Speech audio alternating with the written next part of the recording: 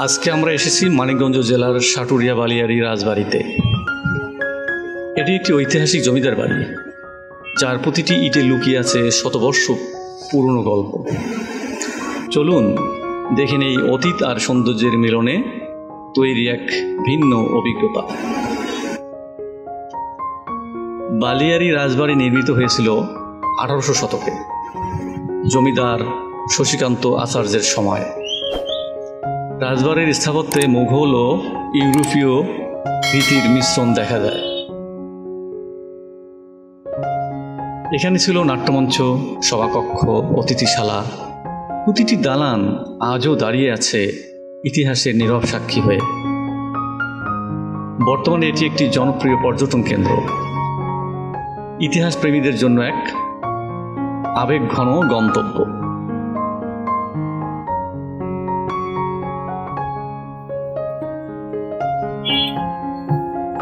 মূল গেট পেরিয়ে আমরা যেন সময়ের এক জাদুকরী দরজায় পা রাখলাম। সময়ের পর্দা ঠেলে হেরে যাচ্ছে ইতিহাসের অন্দরমহলে। সামনে দাঁড়িয়ে আছে একটি প্রাচীন ভবন। দরজা নেই, জানালা নেই, অথচ ছাদসহ সে আজও দাঁড়িয়ে আছে নীরব ইতিহাসের সাক্ষী হয়ে। এই নিঃশব্দ প্রাচীরগুলোর ভাঁজে লুকিয়ে আছে শত বছর আগের জমিদার শাসনের রাজকীয় স্মৃতি, অভিজাত বংশের পদচিহ্ন। সামনে এগুতেই চোখে পড়ে ডানে বামে ছড়িয়ে থাকা অন্দরমহল, রাজ অতিথিশালা, নাট্যমঞ্চ আর পাইক পেয়াদার বাসস্থান। প্রতিটি ইট পাথরের গায়ে লেগে আছে পুরনো দিনের অভিজাততা, যেন সময় থেমে আছে এখানেই। আমরা হেঁটে চলেছি এক ইতিহাসের পথ ধরে। পাশে পাশে নানা জাতের ফুলের গাছ, বেলি, জুই, রজনীগন্ধা বাতাস ছড়িয়ে দিচ্ছে অতীত দিনের সুঘ্রাণ। অন্দরমহলের গা ঘেঁষে একটু এগুতেই চোখে পড়ে এক মন কাড়া দৃশ্য। এক বিশাল সেই ঐতিহাসিক প্রশান্ত পুকুর, তার জলরাশির বুকে ছড়িয়ে আছে শত শত পদ্ম ফুল, যেন প্রকৃতির নিজ হাতে আঁকা এক রঙিন ক্যানভাস। কখনো সাদা, কখনো গোলাপি, আবার কখনো গাঢ় বেগুনি। প্রতিটি পদ্ম যেন নিজস্ব সৌন্দর্য আর সৌরভ নিয়ে ফুটে আছে জলরেখার বুকে। চারপাশে সারি সারি গাছগাছালির সবুজ ঘেরা, আর মাঝে মধ্যে হালকা বাতাস দুলে উঠেছে পাতার মৃদু শব্দ, যেন প্রকৃতির এক নীরব সঙ্গীত। সেই পুকুর পাড়ে দাঁড়িয়ে যেন এক মুহূর্ত হারিয়ে যেতে হয় শতাব্দী পেরোনো কোনো ঐতিহাসিক স্মৃতিচারণায়। এখনো যেন তার জলরাশি ছুঁয়ে যায় জমিদারের গল্পগাথা, সন্ধ্যার শোভা, নারী পুরুষের কলতান আর স্নিগ্ধ গ্রামীণ সৌন্দর্যের প্রতিচ্ছবি। এই পুকুর পাড়ে দাঁড়িয়ে মনে হয় আমরা যেন হারিয়ে যাচ্ছি এক প্রাচীন রূপকথার রাজ্যে। এটি শুধু একটি স্থান নয়, এটি একটি অনুভূতি, একটি জীবন্ত ইতিহাস।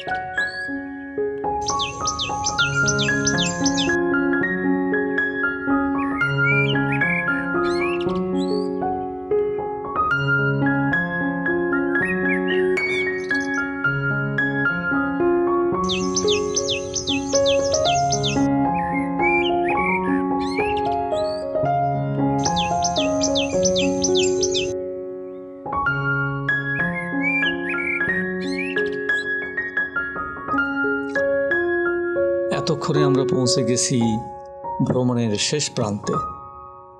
পুকুরের চারদিকে ঘুরে ঘুরে দেখে নিয়েছি প্রতিটি কোণা, উপভোগ করেছি প্রকৃতির নির্মল সৌন্দর্য আর ইতিহাসের নিঃশব্দ সাক্ষ্য।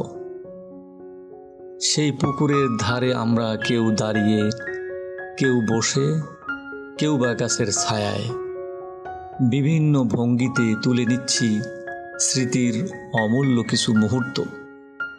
ক্যামেরার ফ্রেমে ধরে রাখছি সময়ের ছাপ।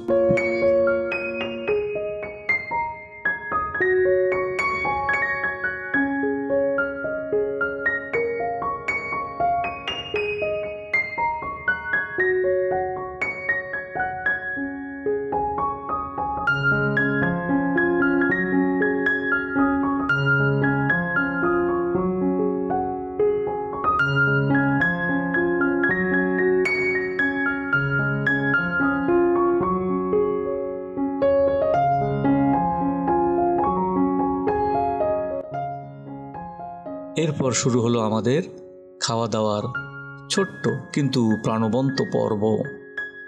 ক্লান্ত শরীরে আর আনন্দে ভরা মনে সবার মধ্যে যেন এক অদ্ভুত প্রশান্তি।